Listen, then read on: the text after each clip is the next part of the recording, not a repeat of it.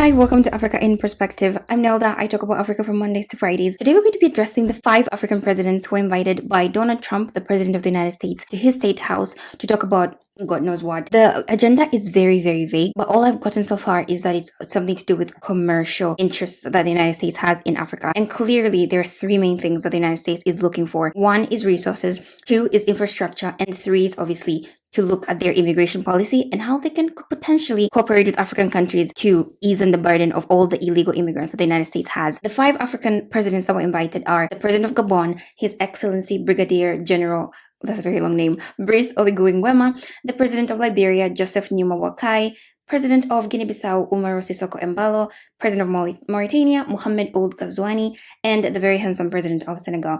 I think his name is pronounced as Basiru. I do not speak French, guys.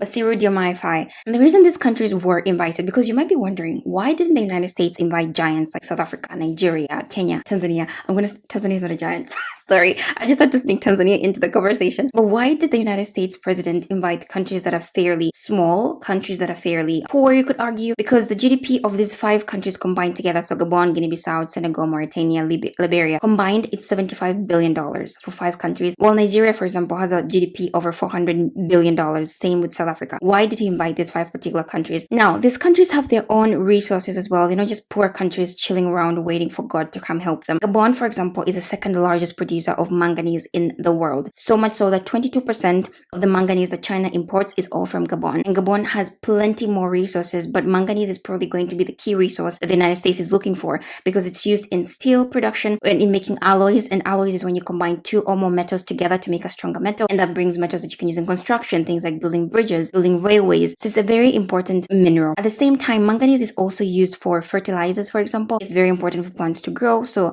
American farmers are probably looking for ways to improve their production. And manganese is very important in crop yield. And lastly, manganese is also used in lithium-ion batteries. So the batteries in your phones, in your computers, in your laptops, all of that stuff. Now, it's not just Gabon that is blessed with all these resources. Liberia is also extremely important, which is why I was invited to have this conversation. Liberia has iron ores, one of the most, the best high-grade iron ores in the world. And it's very important that we have this conversation because Africa is rich and a lot of people know how rich Africa is, but I don't think we grasp the extent to which Africa has all these resources. 30% of all mineral reserves in the world are in Africa. There is 7 continents, that's not 7, there's 7 continents in the world. And Africa has third of all of that. So we need to prepare ourselves to know that people are going to try and come into our continent. They're going to try and get our resources. They're going to try and invest in us. And I think Liberia is usually left behind. Liberia has roughly 4 billion tons of high-grade iron ore. So that is very important, which is 98% of the global iron ore is used in steel production. Again, very important in construction and manufacturing. Currently, Liberia is not the leading producer of iron ores in Africa just because it used to be, but South Africa is now leading because Liberia had a civil war. A lot of things happened. Now let's go to Senegal and Guinea-Bissau as well because they're part of the 5 that were invited. Senegal has one of the only aluminum phosphate deposits in the world, and that is very important because again, the phosphate and the aluminum together can be used in fertilizers, can be used also in aluminum production. And I don't need to tell you, aluminum is everywhere. Some people call it aluminium, so that might be a little bit strange for you. But you see, the resources are exactly what the United States wants. Now, Africa has been courted a lot by China. China has been building a very strong relationship with Africa to the extent that when the US has wanted to get minerals that are sourced from Africa, they have to go through China. And that is one of the reasons America is like, okay, we do not want to keep relying on China. We're just going to go straight to the source. Now, one of the reasons they're going to be able to do that successfully is because they're also investing in our infrastructure. So these 5 countries are already in conversations about how their infrastructure is going to be improved to be able to help those resources to leave the continent without having to go through Chinese mines or Chinese infrastructure that has already been built on the continent. Now, this is not a country that has been invited, but there is something that I found to be very interesting. There is something called the Lobito Corridor. It is a 1,344 kilometer railway project that is going to connect Angola to the DRC to Zambia as well. The reason I'm talking about this is because America was involved in peace talks between the DRC and Rwanda. And one of the comments that President Trump made was, this is going to be very special for America. It's going to be really useful for America. And I found that to be a little suspicious. And I'm thinking that they're going to be doing something similar with Guinea-Bissau, with Gabon. I'm going to be talking about it shortly. But if you look at every single African country is in the top 5 of some mineral. Like, we lead in some mineral. And I think the US is being very strategic because they're already talking about, with Senegal, about developing 3 gigawatts of gas to power capacity by 2050. So Senegal is seeking $1.7 billion for building digital infrastructure, particularly data centers and high-speed internet. Currently, only roughly 45% of Africans have access to reasonable internet. That is a real statistic. The first time I saw it, I was also gagged. I was absolutely shocked. So these are very important things to consider, because even though it's their strategy, the US's strategy is focused primarily on resources and infrastructure, and they're also looking at immigration, and this concerns Liberia specifically, whose president, by the way, had his English complimented by Trump. He was like, "You speak really good English. Where did you learn?" And I was like, in 2025, we're asking people where they learned English.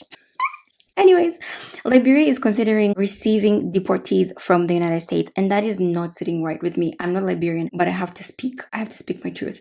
Because tell me why the United States president is kicking people outside the United States. He's sending them back to their home countries. Their home countries are rejecting them because they're mostly criminals. And Liberia is like, "We'll open our arms to you. We'll receive these people." What? No.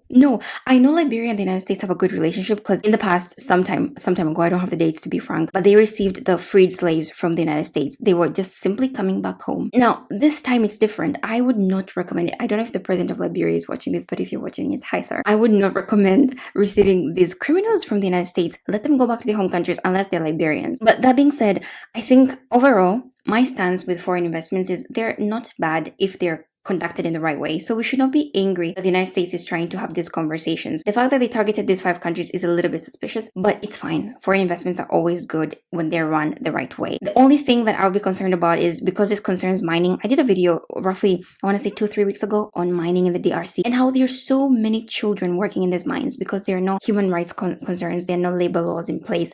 And that would be my main concern as well, is that if we don't have laws in place, when people are coming to invest in the continent, they're going to take advantage of us. And I do not want that for Africa. So I think this is something that African leaders should be concerned about, as well as African citizens, is that sure, the United States is investing, they're coming to talk to us, but then how are we going to go about this?